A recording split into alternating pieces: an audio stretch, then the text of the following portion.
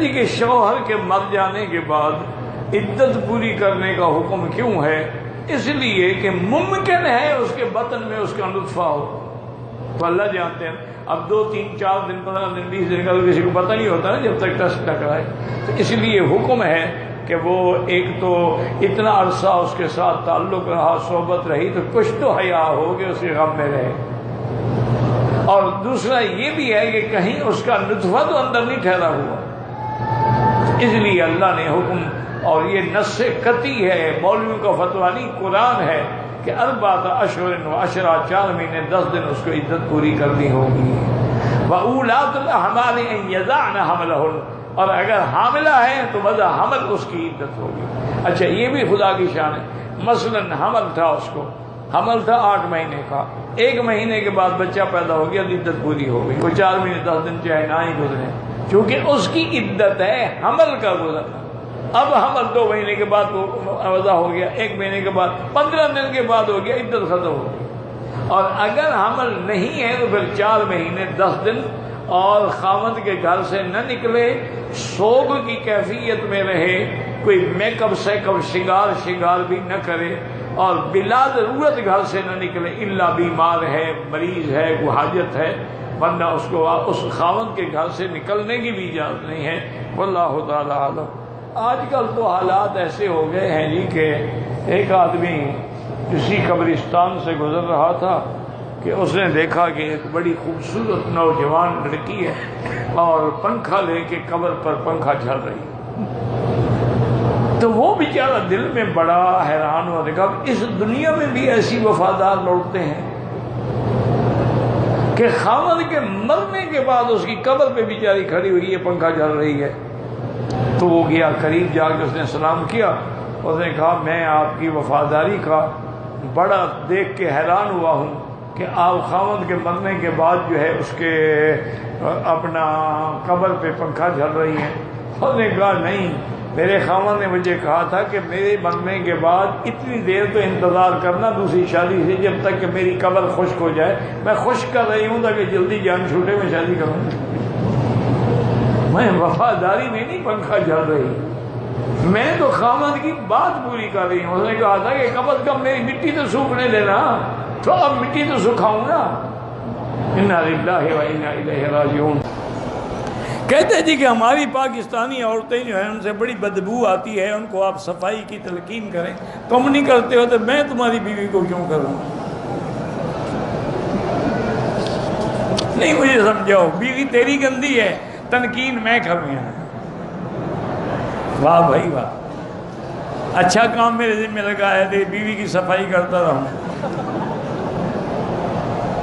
کوئی شرم کرو، تم خود ان کو تلقین کرو۔ ظالمو، جب تم خود گندے ہو، تم 2 دن بنیاد نہیں بدلتے، بدبو آتی ہے، تو عورت کیوں بدلے گی؟ تم صاف ستھرے رہو گے، عورت بھی صاف ستھری رہے گی۔ یہ گناہ تمہارا ہے، ان کا نہیں ہے۔ کہتے جی کہ یہاں رہ کر میری بیوی پاکستان میں ہے تو میں اگر ویڈیو کال کر کے اس کے شہوت کی باتیں کروں، اور باقی کیا رہ گیا ہے؟ نہ قرآن ہے نہ حدیث ہے، یہی کام رہ گیا، یہی کرتے رہو، اور کیا کرو گے؟ اس کو بلا لو یا وہاں چلے جاؤ، دور سے شہوت کا کیا فائدہ؟ نتیجہ یہ ہوگا کہ وہ بھی گناہ کرے گی، تم بھی گناہ کرو گے۔ شہوت جب ہوتی ہے تو آدمی اندھا ہو جاتا ہے، تم تو اس کو خود بھڑکا رہے ہو۔ حج سے واپس گھر پہنچنے تک رحمت کے فرشتے کب تک ساتھ رہتے ہیں؟ وہ تو ہمیشہ ساتھ رہیں گے، کرامن کاتبین یعلمون ما تفعلون۔ کیوں تمہارا کیا خیال ہے کہ فرشتے ادھر ہوں تو میں اپنے کام شروع کروں؟ فرشتے ہمیشہ ساتھ ہیں حضرت۔ وہ تو صرف آدمی جب حمام میں جاتا ہے یا میاں بیوی ملتے ہیں تو علیحدہ ہو جاتے ہیں، یا تو پھر حمام میں بیٹھے رہو۔ تو ایک آدمی نے حضرت تھانوی رحمت اللہ علیہ سے مسئلہ پوچھا، لوگ بھی ہوتے ہیں نا ہمارے بھائی، کہ جی جنت میں حقہ ملے گا؟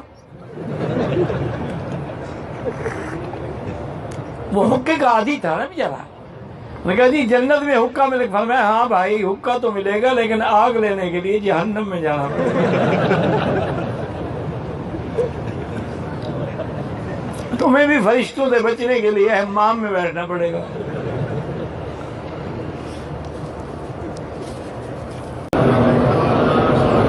اللہ نے جو مخلوق پیدا کی ہے وہ نوری بھی ہے، ناری بھی ہے، خاکی بھی ہے.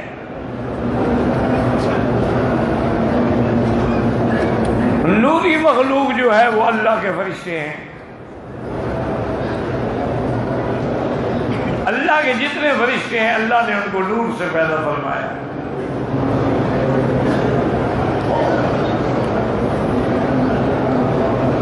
اور اسی طرح ناری بھی ہیں کہ جتنے جن ہیں اللہ نے ان کو نار سے پیدا فرمایا، یعنی آگ سے پیدا فرمایا. اور خاکی بھی ہیں کہ اللہ نے سیدنا آدم علیہ السلام کو مٹی سے پیدا فرمایا. ایک جگہ نہیں، قرآن میں کئی مقام پہ ہے.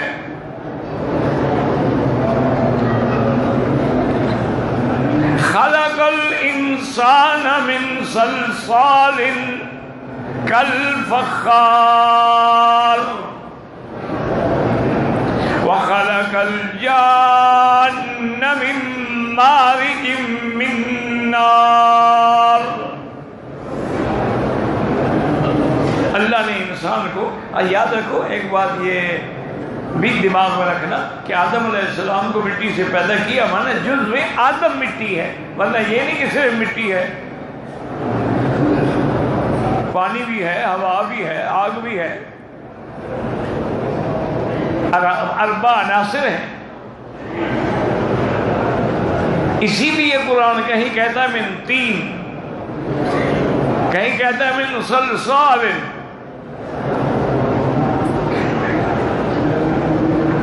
تو یہ سارے اربع، لیکن جزء اعظم جو ہے وہ مٹی ہے. میرا پیشہ وکالت ہے، پاکستان میں جائز ہے، بالکل جائز ہے، بلکہ آپ کو وکالت کرنی چاہیے، لیکن مظلوم کی مدد کریں، ظالم کے وکیل نہ بنیں. اور وکیل کے لیے کوئی مشکل نہیں ہے، اس کو ہر آدمی آ کر بالکل سامنے حقیقت بتا دیتے.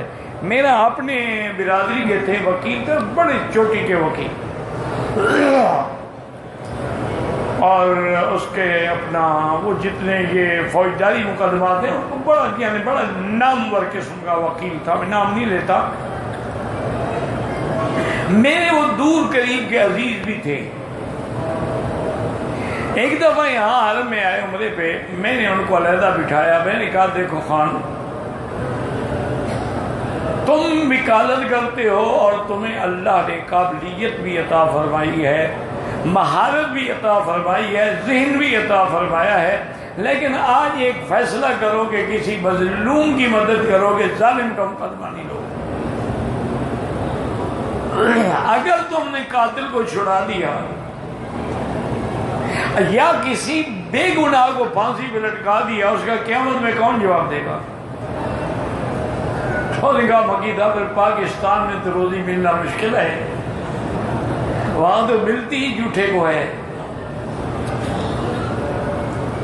باقی آپ کہتی ہیں، تو میں نے کہا تم اس بات کو بھول جاؤ کہ روزی ملتی ہے نہیں ملتی. روزی اللہ دیتا ہے یا مقدمے والے دیتے ہیں؟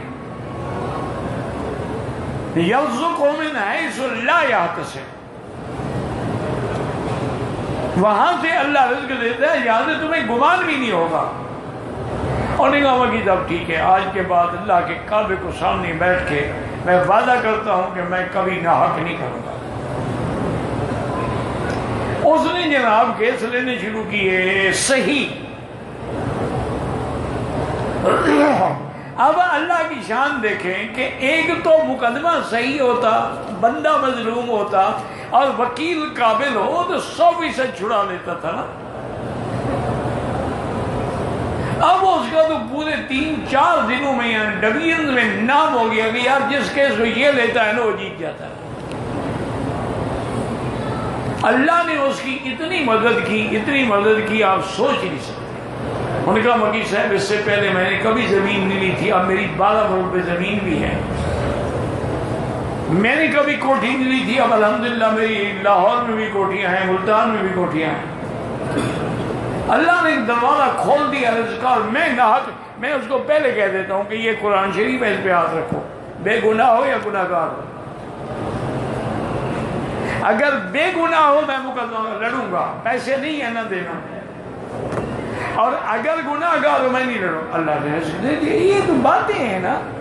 آپ بالکل وکالت کریں، آپ وکالت نہیں کریں گے تو غلط لوگ وکالت کریں گے، لیکن ایک اللہ کے گھر میں فیصلہ کر کے جائیں کہ غریبوں کی مدد کروں گا۔